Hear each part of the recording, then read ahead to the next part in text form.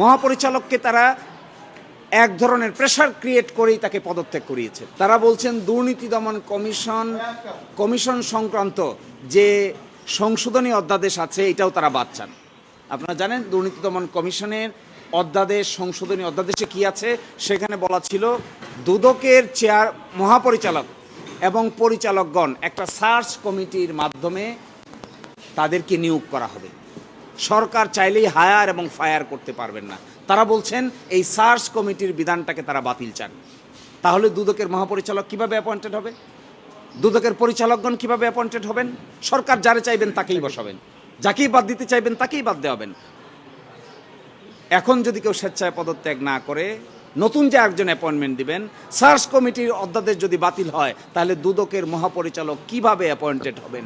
তার তো কোনো প্রসেস নাই।